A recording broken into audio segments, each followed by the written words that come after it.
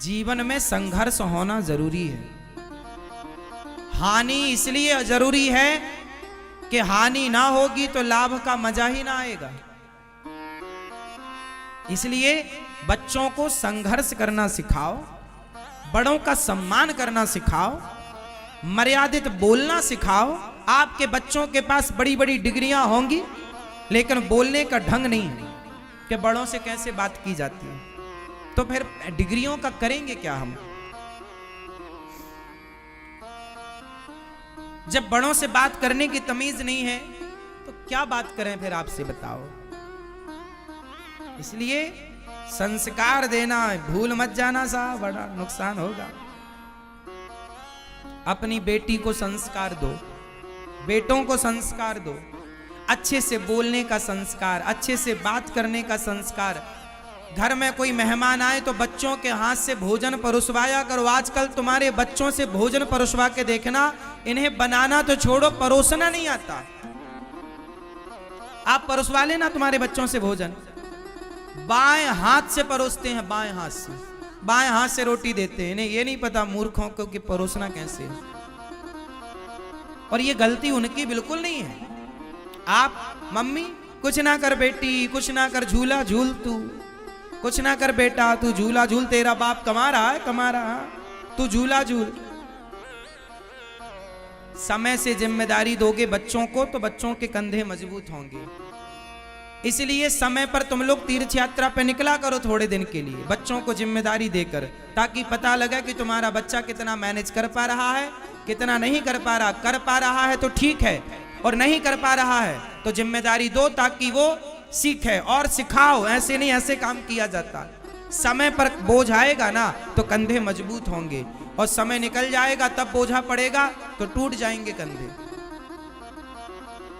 जवानी, जिस दिन आपका बेटा पढ़ाई पूरी करे, ध्यान से सुनो, जिस दिन आपके बच्चों की पढ़ाई पूरी हो, जिस दिन, उसी दिन से बच्चों को काम पर लगाओ। ये काम करना है तुम्हें। बाप का काम संभालो तुम, बिजनेस तुम संभालो, व्यापार तुम संभालो, खेती तुम संभालो, संभालो, इसे बढ़ाओ। व्यापार को पिता ने इतना किया तुम और बड़ा करो, खेती को पिता ने इतना किया तुम और पढ़े लिखे हो। तुम्हारा बाप तो कम पढ़ा लिखा था, तुम ज्यादा पढ़े लिखे हो, तुम और बड़ा करो और बढ़ाओ। पढ़े लिखे हो, लेकिन गलती कुछ माँ बाप की भी है कि माँ बाप कहता नहीं नहीं मैं ही जा रहा हूं दुकान, तू घर बैठ। अब वो घर में बैठा मोबाइल चला रहा, मोबाइल चलाते चलाते किसी छोरी के चक्कर में पड़ गया। अब बाप कमा कमा के दे रहा है, वो सुरा सुंदरी में पड़ गया। अरे बच्चों को काम पर नहीं लगाओगे तो खाली दिमाग शैतान का। यदि व्यस्त हैं तो वो व्यस्त रहेंगे, अच्छा होगा, और फ्री हैं तो उनका दिमाग गलत जगह पर जाएगा, वो गलत होंगे। फिर मत रोइएगा कि बच्चा गलत हो गया। क्यों आपने जिम्मेदारी नहीं दी? हम तो जब 17 साल के थे तब हमारे ऊपर जिम्मेदारी आ गई थी। 17 वर्ष की उम्र में, जब हम 17 वर्ष के थे, हमें अपना पढ़ना भी था और पढ़ करके पैसा कमाना भी था और कमा करके घर देना था, क्योंकि घर में इतनी गरीबी थी कि घर पेट भोजन नहीं मिलता था। हम बचपन में भीख मांगा करते थे। जब भीख मांग के लाते थे तब घर में रोटी बनती थी, भीख ना मांगते तो घर में रोटी नहीं बनती। इस स्थिति से हम गुजरे हैं। गांव में भीख मांगते थे हम, गांव में घर घर जाकर के। यदि ना मांगते तो भूखे रहते, मांगना मजबूरी थी।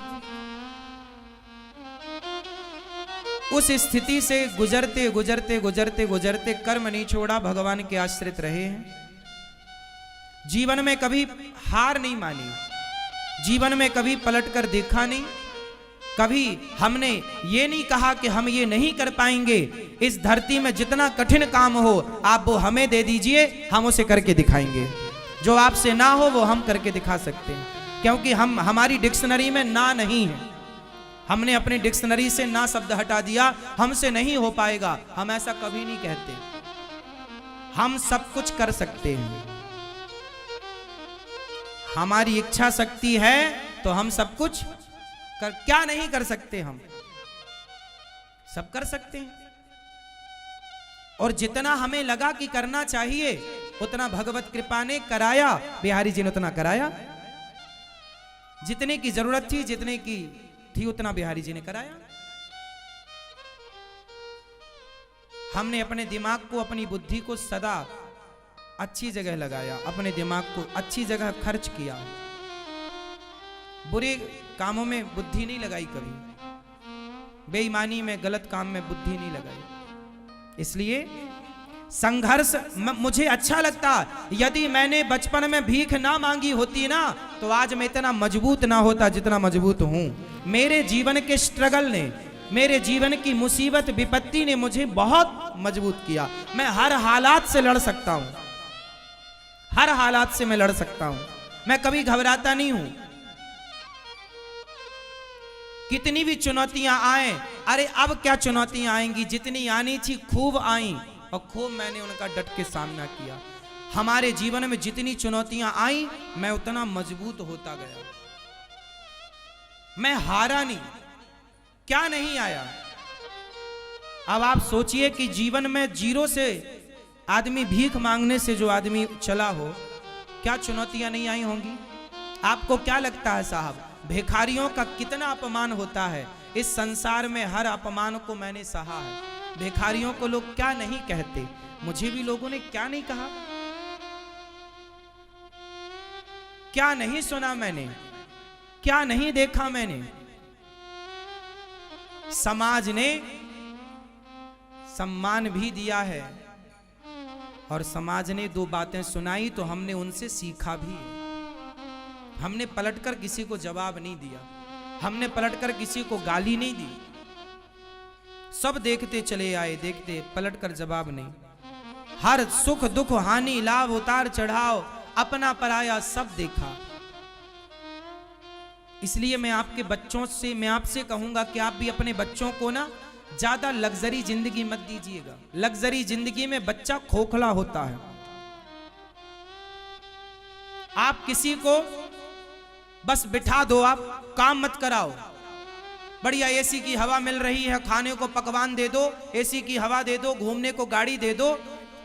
जो आदमी 10 साल तक एसी की हवा में बैठ लेगा, बढ़िया गाड़ियों में घूम लेगा और बढ़िया पकवान खाएगा, वो खोखला हो जाएगा।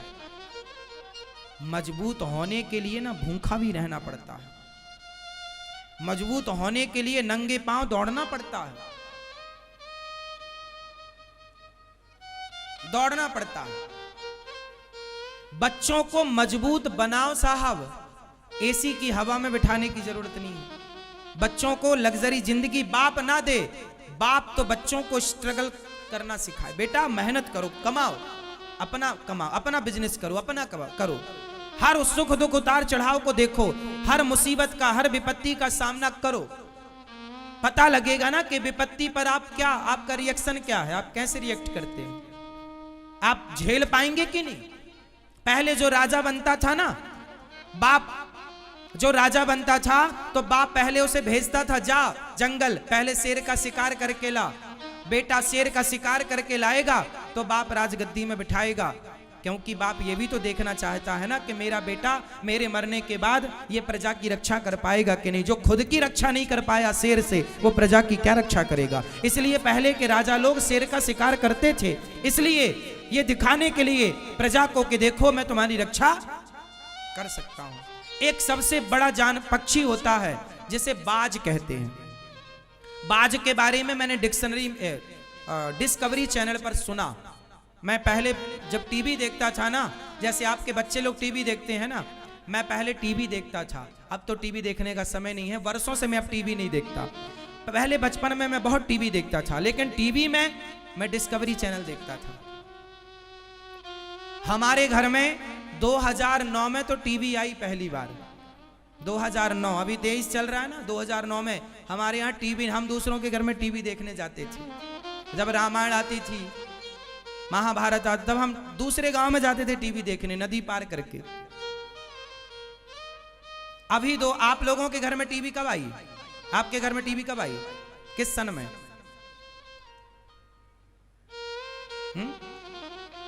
हमारे यहां हम पहली बार अपनी कमाई से जो पैसा हम कमा कर लाए, तो उस कमाई से हमने सबसे पहले 9,000 रुपए की टीवी खरीदी थी। आज भी वो टीवी 2009 में खरीदी थी, आज भी वो टीवी है। बचपन में हम गैया चराने जाया करते थे ना, तो हम जूता नहीं था हमारे पास, नंगे पांव खेतों में गैया चराते थे। पिताजी से जब 1 महीना तक रोज कहते थे जूता दिलाओ, जूता दिला दो, अब जूता दिलवा दो, पाँव के छाले दिखाते थे, देखो कांटा लग गया, तब पिताजी जूते दिलाते थे। क्या करें, तब लगता था पिताजी नहीं दिलाते, पर अब पता चला कि पिताजी के पास पैसे ही नहीं थे। उस समय 50 रुपए के जूते आते थे, जो खेत में किसान लोग पहनते ना, वो वाला जूता। हमारे सारे दोस्त जो गैया चराने हम लोग साथ में जाते थे, 4-6 लड़के, तो सब जूता पहन के जाते थे, टोपी लगा कर जाते थे कि धूप ना लगे, क्योंकि गैया तो धूप में खड़े होकर चराना पड़ती है, हर जगह पेड़ नहीं होता। तो मैं जूते के लिए कई बार कई सालों तक, मुझे अच्छे से याद है, सालों तक नंगे पांव गैया चराई है, सालों तक। 10-20 कांटे तो पांव में लगे रहते थे, पता ही नहीं चलता था।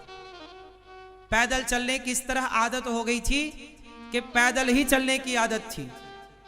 10-20 किलोमीटर भी पैदल चलाओ तो पैदल चल लेंगे, ऐसे पांव हो गए थे, मट्ठर पांव हो गए थे। चलते चलते खेतों में, पत्थर में नंगी पांव थी। हर उतार चढ़ाव को हमने देखा। एक पक्षी होता है, वो बाज उसको कहते हैं, बाज की जो मादा होती है ना, माँ, जब बाज की मादा बच्चों को, जब वो गर्भवती होती है और उसे जब पता लग जाता है कि अब मेरे बच्चे होने वाले हैं, तो बहुत ऊंचे पेड़ पर जाकर के वो घोंसला बनाती है। तो वो घोंसला कैसे बनाती है, नीचे वो कांटे रखती है, बबूल के कांटे, मतलब बड़े कांटे का संग्रह करती है। बाज की मादा कांटे रखती है और कांटे के ऊपर थोड़ी सी घास ला के डाल देती है। उस घोंसले में फिर अपने बच्चों को जन्म देती है, और जब उसके बच्चे से अंडे देती है, फिर अंडों से जब बच्चे निकल आते हैं, बच्चे थोड़ा 10 दिन के 20 दिन के हो जाते हैं, तो वो क्या करती है, अपनी चोंच से पकड़ पकड़ के सारी घास हटा देती है। और जब बचते हैं कांटे, अब क्या बचे, कांटे बचे, तो कांटे में उसके बच्चे ना यहां वहां भागते हैं और बार बार चुभते हैं उसके बच्चे को कांटे। किसी ने पूछा बाज से, क्यों री मादा, क्यों बाज की मादा, मतलब क्यों तूने ये क्यों इतना कष्ट दिया अपने बच्चों को, ये ज्यादा घास और क्यों नहीं रखती, बच्चों को थोड़ा सुख मिलेगा। बाज की मादा बोली, ना, मैं अपने बच्चों को सुखी नहीं करना चाहती। यदि ये आज सुखी हो जाएंगे तो भविष्य में रोएंगे, इसलिए मैं कांटों के घोंसले में इनको पालती हूं, ताकि अभी से इनको कांटा चुभेगा तो दर्द को अभी से बर्दाश्त करने की क्षमता पैदा होगी, मजबूत बनेंगे। क्योंकि इस धरती का सबसे खतरनाक श्रेष्ठ पक्षी है बाज। श्रेष्ठ पक्षी की मां है बाज की मादा, और उसके बच्चे क्या बनेंगे। बाज जब शिकार करता है ना, तो बड़े बड़े जानवरों को भी पकड़ के उड़ जाता है, इतना बड़ा होता है बाज। जानवर फड़फड़ाता है वजन के कारण, वो बाज को भी नीचे गिरा लेता है। तो मादा कहती है, हर स्थिति में मेरे बच्चे सुखी रहें, इनके पंख, इनके पांव, इनकी चोंच, इनका शरीर इतना मजबूत हो कि हर तूफान का ये सामना कर पाए। एक बाज की मादा अपने बच्चों को कितना मजबूत बनाती, और तुम, आप लोग अपने बच्चों को जूजू बनाते हैं। आप लोगों का एक सेंटेंस बहुत गलत है। आप लोग क्या बोलते हैं, महाराज जी मैंने बहुत दुख उठाए हैं, पर मैं नहीं चाहता कि मेरे बच्चे दुख उठाएं। ये गलत सेंटेंस बोलते हैं आप लोग। क्यों ना उठाएं बच्चे दुख। बच्चों को छोड़ दो, आप जाओ बेटा 1000 रुपए कमा के लाओ, जाओ। एक करोड़पति आदमी था, एक बहुत बड़ा उद्योगपति था, उसका बेटा पढ़ करके विदेश से आया। उसके पिता की हजारों करोड़ की फैक्ट्री थी, हजारों करोड़ का टर्नओवर था, काम था। लेकिन जब उसका बेटा पढ़कर आया तो बाप ने बेटे से कहा, बेटा जाओ तुम 10,000 रुपए कमा के लाओ। बाप के पास करोड़ों हैं, पर बेटे को भेजा, जा 10,000 कमा के ला, और सुनो हमारे इस क्षेत्र से नहीं, बाहर जाओ। अब बेटा पढ़ा लिखा 10,000 कमाने गया। बाजार में आप जाइए 10,000 कमाने, कितने धक्के खाने पड़ेंगे, कितनी लाइनों में लगना पड़ेगा, कितना इंटरव्यू देना पड़ेगा, कितने घन पीटने पड़ेंगे, तब कहीं जाकर तुम्हें 10,000 की नौकरी मिलेगी। क्या नहीं करना पड़ेगा। उस बेटे ने जाकर के पिता की बात मानी और काम उससे मिला कहीं, अपने से कमरा लिया, अपने से बनाया, खाया, मजदूरों के साथ रहा। जहां भी उसने 10,000 महीने भर में उसने कमाए, ले जाकर पिता को दिया। पिता ने अब अपने बेटे को पकड़ा और अपनी उस कुर्सी पर बिठाया जहां वो हजारों करोड़ का मालिक था। अब उसे हजारों करोड़ का मालिक बना के बिठा दिया। लोगों ने कहा आपने अपने बेटे के साथ ऐसा क्यों किया? उस आदमी ने कहा कि मेरा बेटा विदेश में पढ़कर आया है, सारी सुख सुविधाएं इसने पाई हैं। आज जब ये 10,000 कमा के लाया तो इसे पता लगा कि 10,000 कैसे कमाए जाते हैं। आम आदमी क्या होता है, आम आदमी की जिंदगी क्या होती है। इसलिए इस फैक्ट्री में जो 1000 मजदूर काम करते हैं, अब ये मेरा बेटा उन मजदूरों का सम्मान करेगा, क्योंकि ये जानता है कि 10,000 की कीमत क्या है। अब ये सबकी रिस्पेक्ट करेगा। यदि ये बड़े बाप का बेटा बन के बैठ जाता तो ये आम आदमी को मच्छर समझता कि तुम्हारी औकात क्या हमारे सामने। अब तो ये लाइन में लग के देख चुका है कि 10,000 के लिए ये जो लोग हैं, ये परिवार चलाने के लिए 10-10 हजार की नौकरी कर रहे हैं, बेचारे किस तरह परेशान हो रहे हैं। तो व्यक्ति को, आप अपने बच्चों को धनवान बना देना बड़ी बात नहीं है साहब।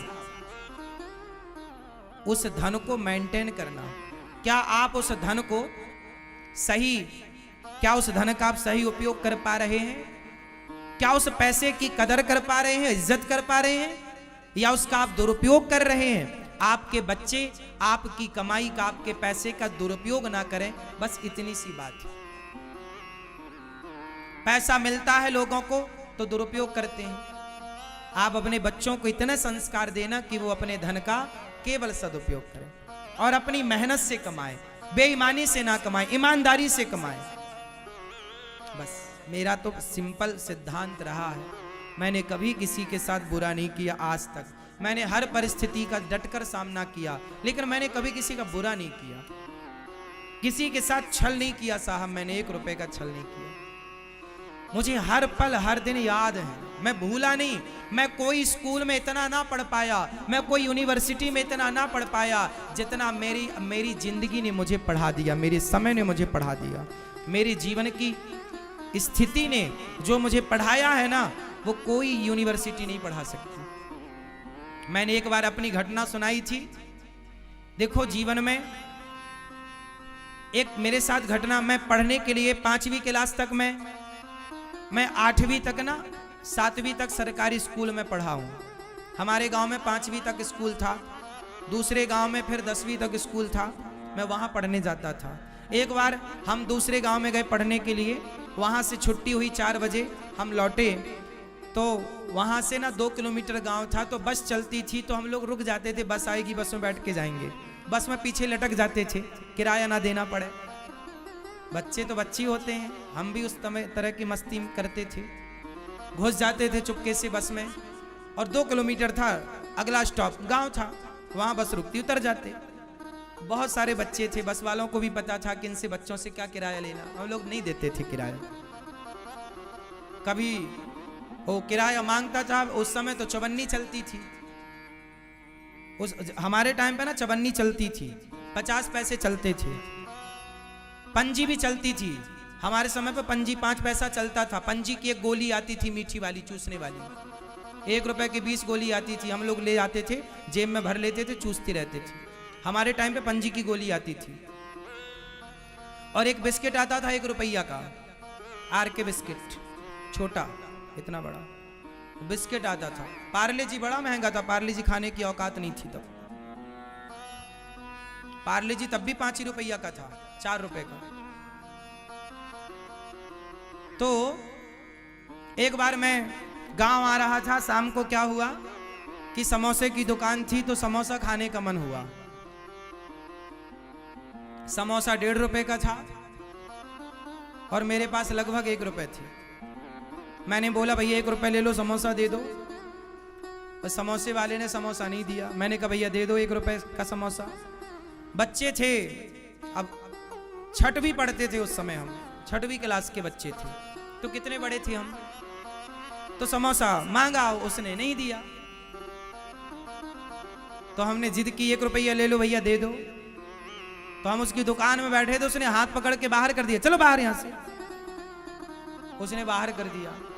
तब से हमें सबक मिली कि जितनी औकात है, जितना चादर है, उतना ही पांव पसारना चाहिए। मतलब जीवन में अभाव क्या होता है ये मैंने खूब देखा है, एक एक चीज का अभाव। मेरे पिताजी ने आखिरी बार मुझे केवल मेला घूमने के लिए 2 रुपए दिए थे, ये मुझे याद है। मैंने अपने पिताजी से पैसे नहीं मांगे, जब से होश संभाला उसके बाद कभी पैसे नहीं मांगे पिताजी से। जो जो शौक था उसे फिर अपनी कमाई से पूरा किया, कोई बोझ नहीं बना मैं अपने बाप पर। आपके बच्चों से इतनी प्रार्थना करूंगा, अपने बाप पर बोझ मत बनिए बस। कामयाब बेटा वही है जो अपने बाप पर बोझ ना बने, वो कामयाब बेटा है। आप सफल व्यक्ति हैं। सफल व्यक्ति कौन होता है? सफल व्यक्ति उसे मान लेना चाहिए। बताइए सफल व्यक्ति कौन है आपके हिसाब से? किसे आप कामयाब मानते हैं? फटाफट बताइए। कामयाबी की परिभाषा आपके हिसाब से बताइए। सबसे पूछूंगा, तैयार रखना परिभाषा। शुरुआत आपसे। कामयाब व्यक्ति आप किसे मानते हैं? आप बताओ चश्मा वाले भैया, कामयाब व्यक्ति आप किसे मानते हैं? हाँ हाँ, दिन भर का हो, निर्भर, सेल्फ डिपेंड हो। ठीक है, आप बताओ सेल्फ डिपेंड की भी कोई परिभाषा करके बताओ। सेट हम बताएंगे फिर। अभी भैया आप बताओ, दादाजी बताएंगे कामयाब व्यक्ति आप किसे मानते हैं? क्या है, कौन है कामयाब आपके हिसाब से? चलो अब मैं बता देता हूं, समय कम है आप लोगों से पूछने का।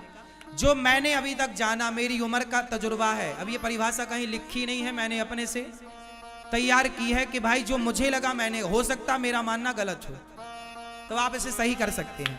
मेरा मानना है कि जो व्यक्ति अपने पिता पर निर्भर नहीं है, जो अपनी गृहस्थी अपनी कमाई से करता हो, चलाता हो, जो अपनी मां और अपने पिता को भी अपनी कमाई की रोटी खिलाता हो, जो माँ बाप के धन की रोटी माँ बाप को ना खिलाए, जो अपनी मेहनत अपनी कमाई की रोटी अपने माँ बाप को खिलाए, अपनी कमाई की रोटी अपनी पत्नी को खिलाए, अपनी कमाई से अपने बच्चों को पढ़ाए लिखाए और उसके ऊपर किसी का कोई विशेष दबाव ना हो, जो अपनी कमाई से अपनी मेहनत से अपने लिए घर बना ले, अपनी मेहनत से अपने माँ बाप का अच्छे से अच्छे हॉस्पिटल में इलाज करा ले, अपनी माँ बाप की वो सेवा कर ले, अपनी माँ बाप की दवाई इलाज के लिए किसी पर निर्भर ना रहे, जो अपने गृहस्थी के काम अपने से कर ले, किसी के सामने उसे हाथ ना पसारना पड़े, बस उसी को आप कामयाब समझिए। किसी के सामने उसे हाथ ना फैलाना पड़े, बाप के सामने भी हाथ ना फैलाना पड़े, उसे आप कामयाब मानो। वो कामयाब है कि वो सेल्फ है। उसे बच्चों को पढ़ाना है तो दूसरों का मुंह नहीं देखना पड़ेगा कि भैया तुम पैसे दो, फिर पिताजी जरा पैसे दो, फीस भरें। बट नहीं, हम पढ़ाना, पैदा किए हो ना तुम, तो तुम ही तो पैदा किए हो, तो पढ़ाएगा बाप क्यों? तुम पढ़ाओ अपने बच्चों को। या फिर पहले अपने आप को योग्य बना लेते, फिर बच्चे पैदा करते। किसी पर भार क्यों बनते हैं आप लोग? बाप पर भी भार नहीं बनना चाहिए मेरा मानना। क्यों जी, क्या कहते हैं आप लोग?